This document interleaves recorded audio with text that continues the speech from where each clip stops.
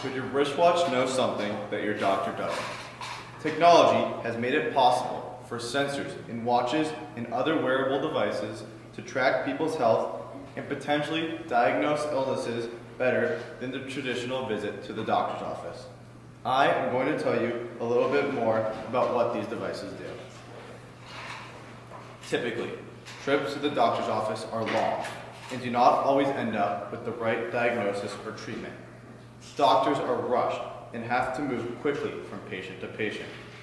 When the doctor enters your room, you quickly tell them your symptoms.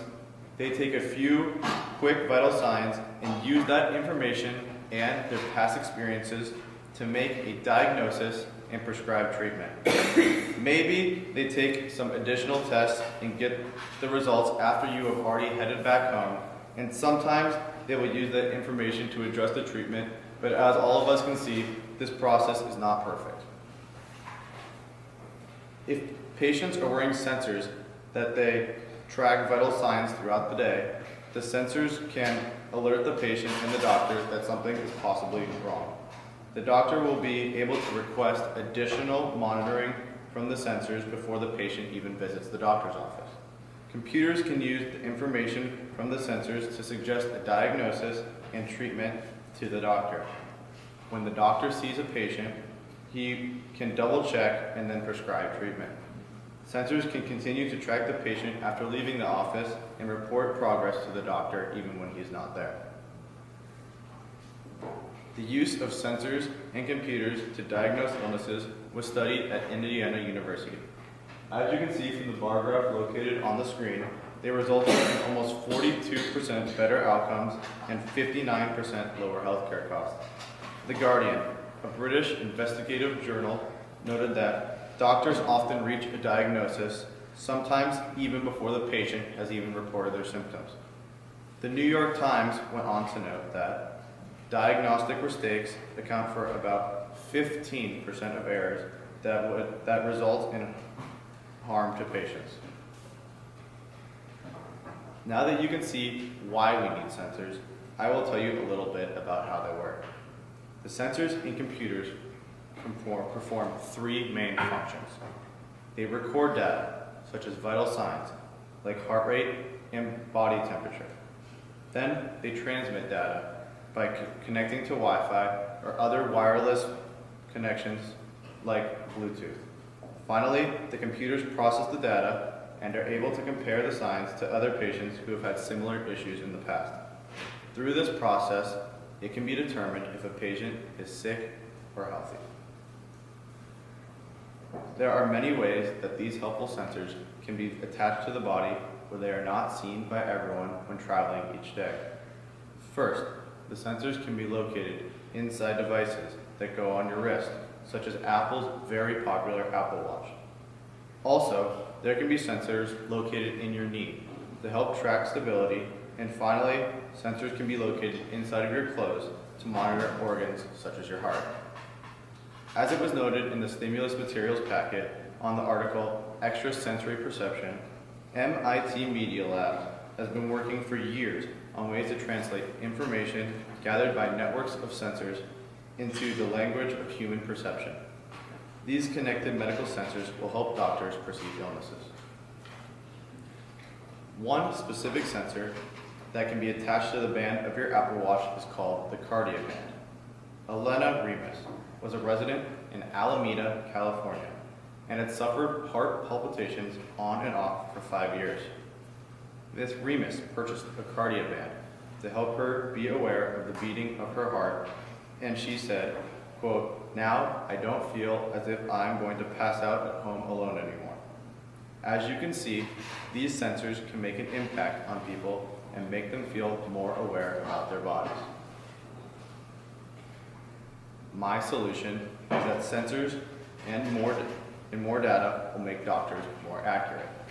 They will give patients better quality of life and will result in savings of lives and lower healthcare costs. For example, IBM's Watson spent 10 minutes studying a patient's medical information and was able to cross-reference it against 20 million records. There is not a single doctor that is able to do that in that amount of time. Not everything with sensors is perfect, however, and there are cons that some people are concerned with the downsides to the use of them. The first downside is that sensors can result in an invasion of privacy, where doctors have access to people's every move. Also, there is hacking, where information is improperly sold to other companies after it is stolen. Finally, sensors can be broke into themselves, and the preset settings can be changed, and they can end up controlling the device. Finally, there are limitations and implications to the solution that I have put forward. The limitations are that doctors are still going to be necessary because sensors are unable to physically talk to patients for input and make final decisions about treatments. At the same time, sensors are never going to be 100% accurate, and sometimes they could accidentally give patients false alarms. The implications that come with this are that healthcare costs will eventually go down due to better treatments and increased efficiency and accuracy. Lastly, patients' lives will be much improved as they will spend less time and money toward the doctors, and they will be able to truly understand what is going on through their bodies. Terrific, Augie. First question, how valid and reliable are the sources you used, and how do you know that they were valid and reliable?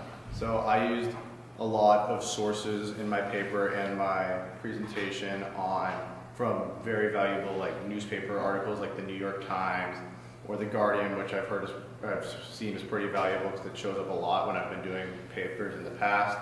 I've used the sensor, or I used the stimulus packet for some of my research, which I know is valuable and has lots of important information, as I took most of my information, a lot of my information directly from the extra sensory perception article in the stimulus materials packet.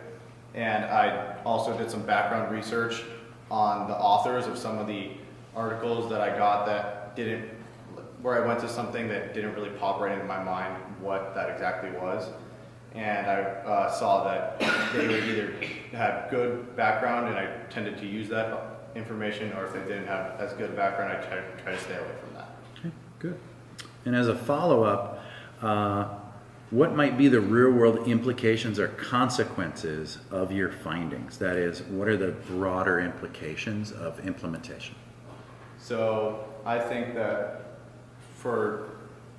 in the long run, I think that we actually will probably go for more technology, because in most things that we're doing every day, we're advancing in technology, and everything's advancing in technology, from particularly what comes to mind is school for me, because as a young kid, I used to always do things with pen paper. Everyone used to do things with pen paper. Now we have iPads to use, computers to use, and a bunch of technology around us.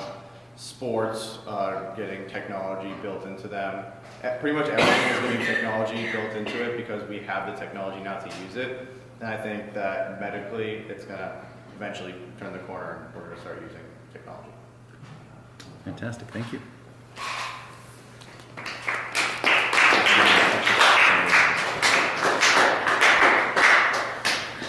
You like that, huh?